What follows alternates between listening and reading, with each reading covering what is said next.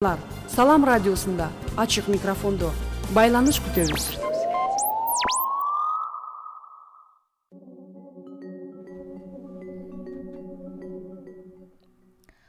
Саламатсыздар бардактуу угарман жана көрүүчү. Эфирде ачык микрофон программасы. Аны мен Жасмина Сейдиман алып барам. Бүгүн Баткен шаарында Кыргызстандагы жергиликтүү деңгээлдерди чыр-чатактарга жана тынчтыкты орнотуу боюнча экспресс анализ Баткен шаарында өткөрүлдү.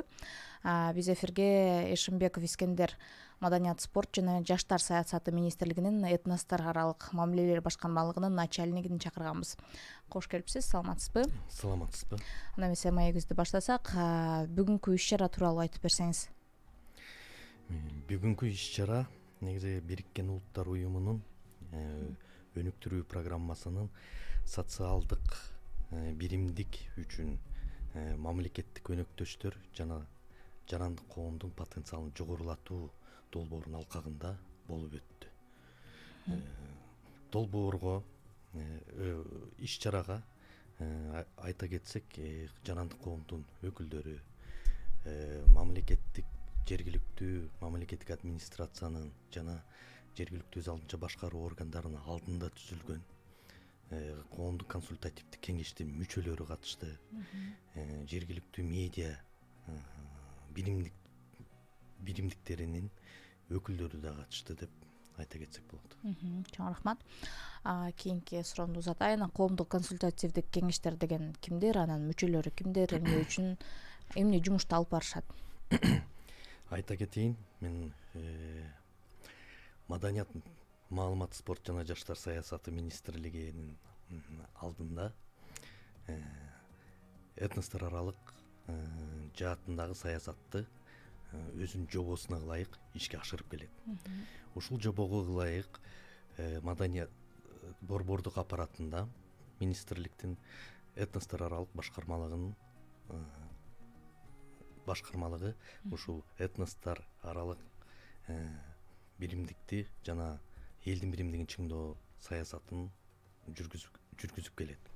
Ушул этностор аралык жаатындагы иштерди алып барууда чыр-чатактарды эртелеп алдын алуу системасы түзүлгөн. Бул системанын элементтери бири болуп коомдук консультативдик кеңештер болуп саналат. Чоң рахмат. Кийинки суроомду узатайын. Кыргызстан боюнча канча коомдук консультативдик кеңештердин саны канча, анан кайсыл облус райондордо бар? Негизгиси республикабызда 18 шаарында жана 18 районунда жана 5 шаарында көп этностуу шаарларында коомдук консультативдик кеңештер түзүлгөн. Бул жалпы республика боюнча азыркы учурда 319 адамды жалпысынан түзөт. Чоң рахмат. Кийинки суроомду узатам. Бүгүнкү иш-чарада медиа сабаттуулук боюнча презентациялар дагы көрсөтүлүптүр. Анан эмне үчүн коомдук консультативдик кеңештерге медиа сабаттуулук керек деп ойлойсуз? Медиа сабаттуулук сурооңуз абдан орчундуу, туура суроо болду. Азыркы замандын талабына ылайык бизде көп соц тармактар бар. Маалыматты алмашып алуу, маалыматты жеткирүү, чыр-чатак мен айтып кеткендегидей жана коомдук консультативдик кеңеш бул чыр-чатактарды эртелеп алдын алуу системасынын бири болуп саналып жатпайбы? Ушул тармакта жерлерде бири-бири менен ушул туура маалыматты жана фейк маалыматтардан айырмалап билүү болуп саналып атат. Ушул замандын талабына ылайык ушу көп тилекке каршы көп маалыматтар чындыкка дал келбегендер. Алар этностор аралык мамилелерге чыр-чатактарды козутуучу жана башка социалдык чыр-чатактарды козутуп түрткү берүүчү бул ушул медиа сабаттуулуктун сабаттуулугу аз болгондуктан дагы бирден бир себеби ушунда болуп жатат. Андан мындан да тышкары ушу чыр-чатактарды алдын алуу, жарандык бирдейликти иденттүүлүктү калыптандыруу жана өнүктүрүүдө ушул медиа сабаттуулук бир ушул аталып кеткен концепциялардын багыттардын бир компонентин түзөт деп айтсак болот. Чоң рахмат. Анан дагы мындай иш-чаралар дагы кайсыл жерлерде өткөрүлдү? Бул биздин планыбыз боюнча дагы февраль айларында Чүй областтарында өткөрүлдү. Чүй областынын айрым Сокулук, Кант, Аламедин райондорунда өткөрүлүп, эми азыркы учурда биз ушу Ош шаарында коомдук консультативдик кеңештин жана жарандык коомчулуктун медиа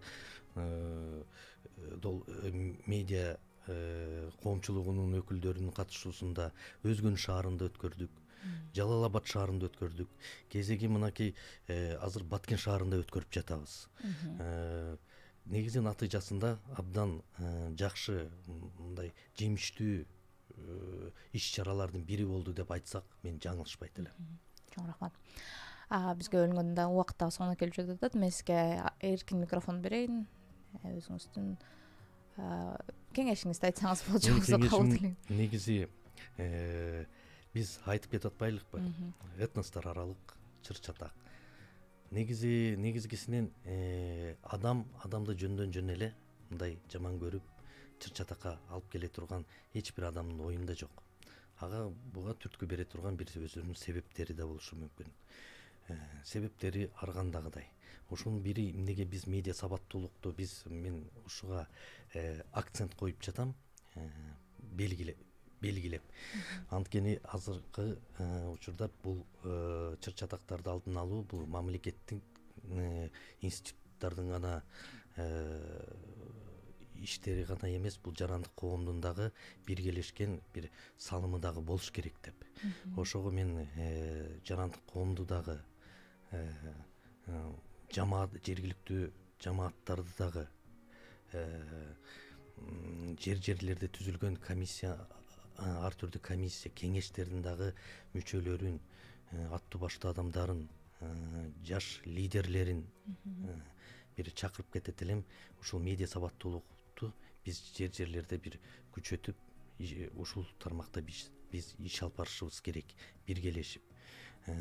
Жарандык бирдейликти калыптандыруу жана аны өнүктүрүүгө жалгыз эле бир эле мамлекеттик орган же анын алдында түзүлгөн институттардын эле жумушу эмес, бул комплекстүү ишти талап кылган биздин баардык биргелешип жасай турган ишибиз.